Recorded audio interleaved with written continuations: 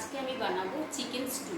তার জন্য আমি নিয়ে নিয়েছি 750 গ্রাম চিকেন, আলু, গাজর, পেঁপে, কাঁচা লঙ্কা, স্লাইস করা রসুন, স্লাইস করা আদা, স্লাইস করা পেঁয়াজ, 4টে কাঁচা লঙ্কা, গোলমরিচ, এলাচ, দারচিনি আর লবঙ্গ।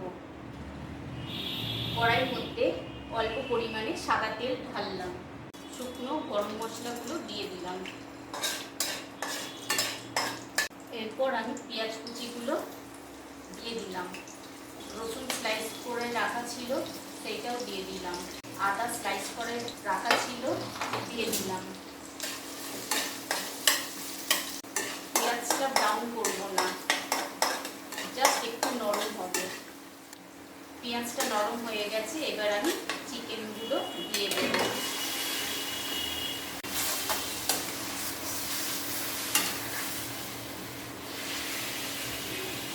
চিকেনের মধ্যে আমি নুনটাও দিয়ে দিলাম।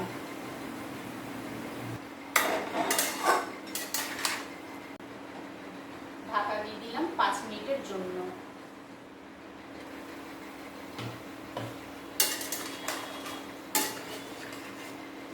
এবার আমি আদা বাটা, পেঁয়াজ বাটা আর রসুন বাটা 4 চামচ দেবো।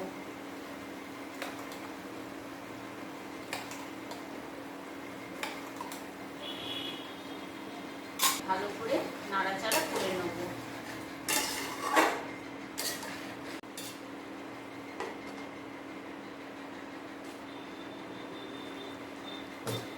এবার আমি দিয়ে দিলাম জিরে গুঁড়ো অল্প পরিমাণে, আবারও নেড়ে নিলাম। এরপর আমি দিলাম পেঁপে, গাজর,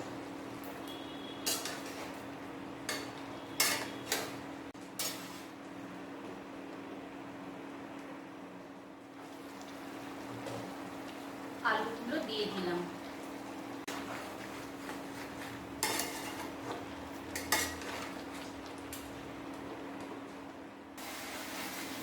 আবার একটু নেড়ে নিলাম।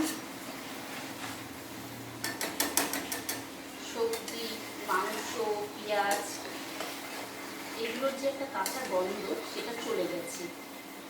এবার আমি পরিমাণ মতো জল দিয়ে দেবো।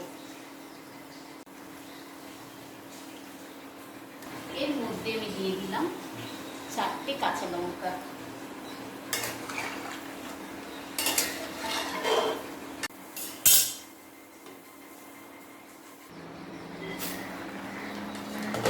আমার চিকেন স্টু তৈরি হয়ে গেছে।